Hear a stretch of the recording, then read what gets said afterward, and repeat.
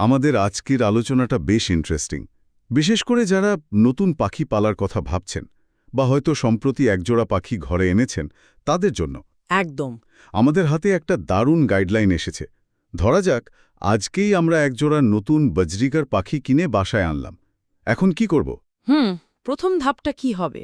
হ্যাঁ, আমাদের আজকের মিশন হলো এই উৎসটার সাহায্য নিয়ে একদম শুরু থেকে ওদের জন্য একটা পারফেক্ট বাড়ি তৈরি করা।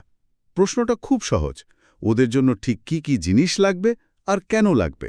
বিষয়টা খুবই গুরুত্বপূর্ণ, কারণ বেশিরভাগ মানুষ শখের বশে পাখি তো কিনে আনে, কিন্তু প্রথম কয়েক সপ্তাহে ছোট ছোট কিছু ভুলের কারণে পাখিগুলো অসুস্থ হয়ে পড়ে বা মনমরা হয়ে থাকে। ঠিক। এই গাইডলাইনটা শুধু একটা শপিং লিস্ট নয়, বরং পাখির মন আর শরীর দুটোকেই সুস্থ রাখার একটা ব্লুপ্রিন্ট। পাখির চারপাশের পরিবেশটাই ঠিক করে দেয় সে কতটা সুস্থ আর অ্যাক্টিভ থাকবে। একদম ঠিক। তাহলে চলুন এই জার্নিটা শুরু করা যাক। আমাদের নতুন পাখিদের জন্য প্রথম যে জিনিসটা লাগবে সেটা হলো তাদের বাড়ি, মানে খাঁচা। অবশ্যই খাঁচা। এই গাইডে খাঁচার সাইজের উপর খুব জোর দেওয়া হয়েছে। বলা হচ্ছে একজোড়া বাজরিগারের জন্য খাঁচাটা অন্তত 18x12 ইঞ্চি হওয়া উচিত। এর চেয়ে ছোট একদমই চলবে না। হ্যাঁ, এই সাইজটাকে ন্যূনতম ধরা হয়। এর পেছনের কারণটা হলো পাখিরা শুধু এক জায়গায় বসে থাকার প্রাণী নয়। আচ্ছা।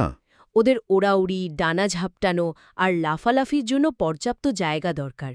খাঁচাটা যদি খুব ছোট হয় তাহলে ওরা ঠিকমতো নড়াচড়া করতে পারে না, যা ওদের মাসলগুলোকে দুর্বল করে দেয়।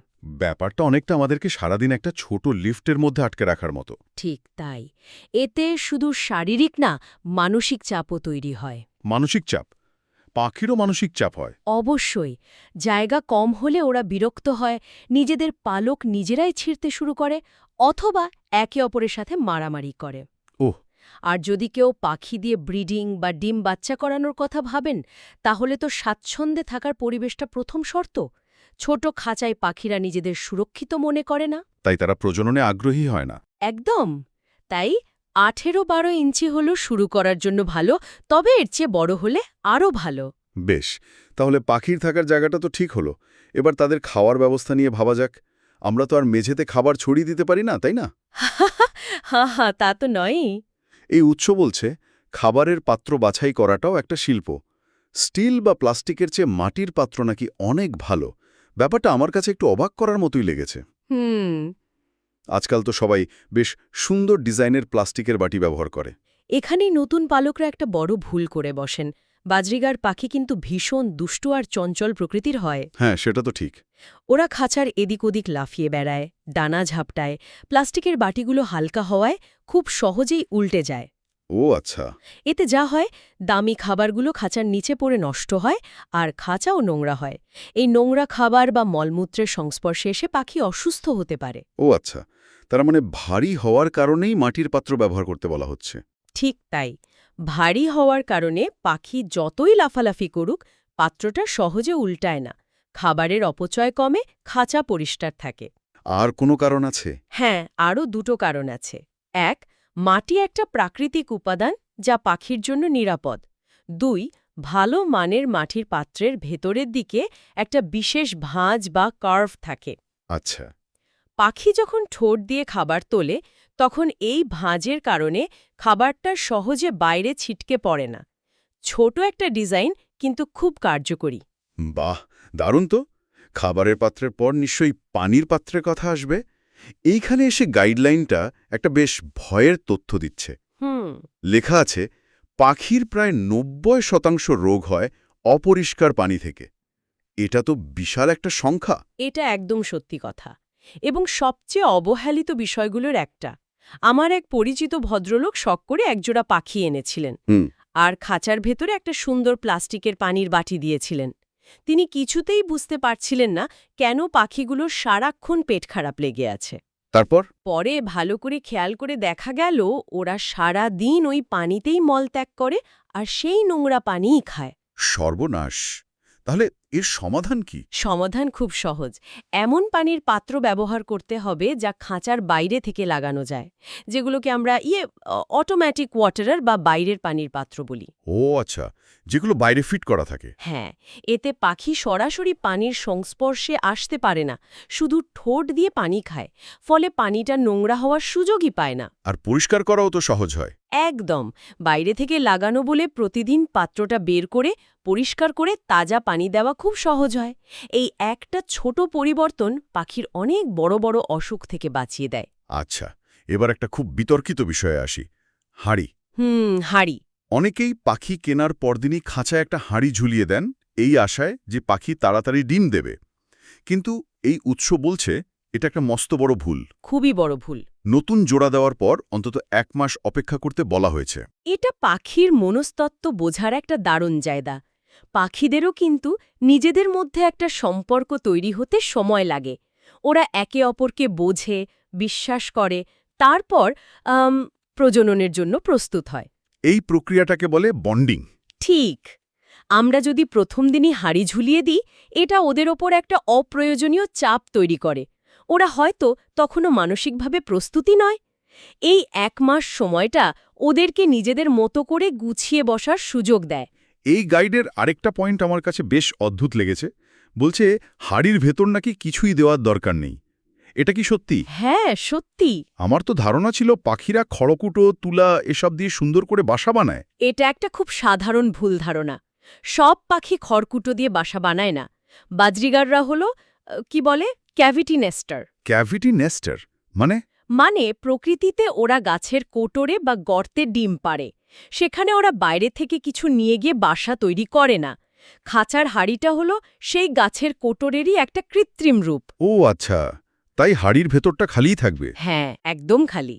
মাদি পাখিটা ডিম পাড়ার পর সেখানেই মলত্যাগ করে, আর সেটাই জমে গিয়ে একটা প্রাকৃতিক বিছানার মতো হয়ে যায়। তার মানে আমাদের কিছুই করতে হবে না, শুধু হাঁড়িটা লাগিয়ে দিলেই হবে। হ্যাঁ, তবে একটা কাজ করতে হবে। 7 থেকে 10 দিন পর পর হাঁড়িটা সাবধানে পরিষ্কার করে দিতে হবে। নাহলে বেশি ময়লা জমে গেলে বাচ্চা পাখির স্বাস্থ্যের জন্য সেটা ক্ষতিকর হতে পারে। আচ্ছা, এটা মাথায় রাখতে হবে। এবার আসা যাক সবচেয়ে গুরুত্বপূর্ণ অংশে, খাবার। হ্যাঁ, খাবার, যা সম্ভবত পাখির সুস্থতার সবচেয়ে বড় ভিত্তি। বাজারে তো হাজার রকম খাবারের প্যাকেট পাওয়া যায়, দেখতেও খুব রঙিন। কিন্তু এই উৎস বলছে বেশিরভাগ সাধারণ সিড মিক্সে মাত্র 4 থেকে 6 রকম শস্য থাকে আর প্রচুর ধুলাবালি মেশানো থাকে। এটা একটা বড় সমস্যা। এর বদলে একটা প্রিমিয়াম কোয়ালিটির সিড মিক্সের কথা বলা হয়েছে, যেখানে প্রায় 13টা উপাদান থাকে। খাবারের এই বৈচিত্র্যটা পাখির জন্য খুবই জরুরি। ব্যাপারটা আমাদের মতো মানুষের মতোই। ঠিক। আমরা যেমন শুধু ভাত খেয়ে সুস্থ থাকতে পারি না, আমাদের ডাল, সবজি, মাছ, মাংস সবকিছু লাগে, পাখিদেরও তাই। বিভিন্ন ধরনের শস্য থেকে ওরা বিভিন্ন পুষ্টি উপাদান পায়।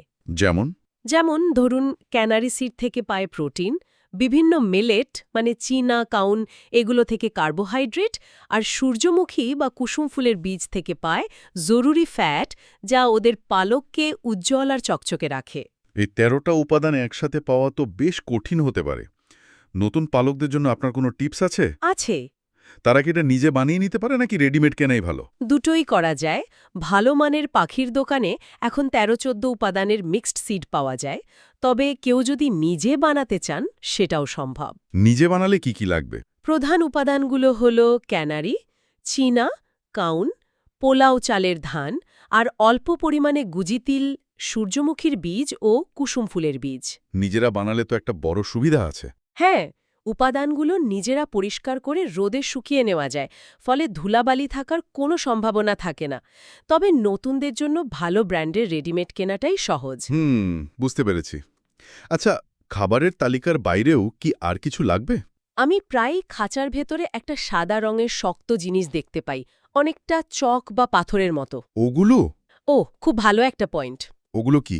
ওটাকে বলে ক্যাটল ফিশ বোন। ক্যাটল ফিশ বোন? হ্যাঁ, এটা আসলে সামুদ্রিক ক্যাটল ফিশ নামের এক ধরনের প্রাণীর শরীরের ভেতরের হাড়। এটা ক্যালসিয়ামের একটা অসাধারণ প্রাকৃতিক উৎস। এর পাশাপাশি মিনারেল ব্লকও খাঁচায় ঝুলিয়ে রাখা হয়। আচ্ছা। যেটাতে ক্যালসিয়াম ছাড়াও আরও কিছু প্রয়োজনীয় খনিজ লবণ থাকে। এই দুটো জিনিস খাঁচায় ২৪ ঘন্টা থাকাটা বাধ্যতামূলক। ক্যালসিয়ামের এতটা প্রয়োজন কেন? এর গুরুত্ব অপরিসীম, বিশেষ করে মাদি পাখির জন্য। ডিমের যে খোসাটা আমরা দেখি সেটা পুরোটাই ক্যালসিয়াম দিয়ে তৈরি। ও আচ্ছা। একটা ডিম পাড়তে মাদি পাখির শরীর থেকে প্রচুর ক্যালসিয়াম খরচ হয়ে যায়। শরীরে যদি ক্যালসিয়ামের ঘাটতি থাকে তাহলে মারাত্মক একটা সমস্যা হতে পারে, যাকে বলে এগ বাইন্ডিং। এগ বাইন্ডিং মানে ডিম আটকে যাওয়া? হ্যাঁ, মানে ডিমটা শরীর থেকে বেরোতে না পেরে ভেতরেই আটকে যায়। এটা খুবই বেদনাদায়ক এবং এর কারণে পাখি মারাও যেতে পারে। তাই ক্যাটলফিশ বোন আর মিনারেল ব্লক হলো পাখির জন্য জীবন রক্ষাকারী সাপ্লিমেন্ট। পুরো আলোচনাটা শুনে মনে হচ্ছে পাখি পালা আসলে একটা বিজ্ঞান। তবে এই গাইডের শেষে লেখক তার একটা ব্যক্তিগত অভিজ্ঞতা শেয়ার করেছেন, যা আমাকে সত্যিই ভাবিয়েছে। কি সেটা? ওনার নাকি প্রায় ৫ বছর বয়সী একটা পাখি আছে, যাকে আজ পর্যন্ত কোনো দিন কোনো ওষুধ খাওয়াতে হয়নি। তাই নাকি? হ্যাঁ, এমনকি ঠান্ডা লাগা বা ডায়রিয়ার মতো সমস্যা হলেও উনি কোনো ওষুধ দেননি। সঠিক খাবার আর প্রাকৃতিক যত্ন দিয়েই পাখিটা নিজে নিজেই সুস্থ হয়ে গেছে। এই অভিজ্ঞতাটা আমাদের আজকের পুরো আলোচনার সারমর্ম। এটা প্রমাণ করে যে আমরা যদি শুরু থেকে পাখির জন্য একটা সঠিক পরিবেশ, মানে সঠিক আকারের খাঁচা, স্বাস্থ্যকর খাবার, পরিষ্কার পানি আর মানসিক শান্তির ব্যবস্থা, হ্যাঁ, সেটা করতে পারি, তাহলে পাখির নিজস্ব রোগ প্রতিরোধ ক্ষমতাটাই এতটাই শক্তিশালী হয়ে ওঠে যে ছোটখাটো অসুস্থতা সে নিজেই মোকাবেলা করতে পারে। তার মানে একটু কিছু হলেই ওষুধের জন্য দৌড়াদৌড়ি না করতে বলা হচ্ছে। একদম। অনেক সময় আমরা পোষা প্রাণীর সামান্য অসুস্থতাতেই অধৈর্য হয়ে অ্যান্টিবায়োটিক বা অন্য কোনো কড়া ওষুধ ব্যবহার করি। কিন্তু অপ্রয়োজনীয় ওষুধের ব্যবহার পাখির লিভারের ওপর মারাত্মক চাপ সৃষ্টি করে এবং তার হজম প্রক্রিয়ায় থাকা উপকারী ব্যাকটেরিয়াগুলোকে মেরে ফেলে। ফলে তার স্বাভাবিক রোগ প্রতিরোধ ক্ষমতা আরও দুর্বল হয়ে পড়ে। তার মানে প্রাকৃতিক যত্ন আর সঠিক পুষ্টিই হল সেরা প্রতিরোধক। নিঃসন্দেহে। তাহলে সবকিছু মিলিয়ে দেখলে বোঝা যায় বিষয়টা শুধু কিছু জিনিসপত্র কিনে খাঁচায় রেখে দেওয়া নয়, বরং পাখির প্রাকৃতিক আচরণকে নকল করে তার প্রয়োজনগুলোকে বুঝে একটা ছোট্ট ইকোসিস্টেম তৈরি করা। খুব সুন্দর বলেছেন। প্রতিটি জিনিস, ভারী পাত্র থেকে শুরু করে খালি হাঁড়ি, পাখিকে তার সহজাত প্রবৃত্তির কাছাকাছি রাখে। এটাই হয়তো মূল কথা। এবং এই আলোচনার শেষে একটা গভীর প্রশ্ন রেখে যাওয়া যায়। এই উৎসটিতে লেখক বলেছেন যে কেন অপ্রয়োজনীয় ওষুধ ব্যবহার করা উচিত নয় তা নিয়ে তিনি ভবিষ্যতে আরও লিখবেন। এটা আমাদের জন্য একটা চিন্তার খোরাক যোগায়। পোষা প্রাণীর যত্নে আমাদের স্বাভাবিক প্রবৃত্তি, অর্থাৎ অসুস্থ হলেই দ্রুত একটা সমাধান খুঁজে বের করার চেষ্টা, সেটা কি সবসময় সঠিক? আসলেই।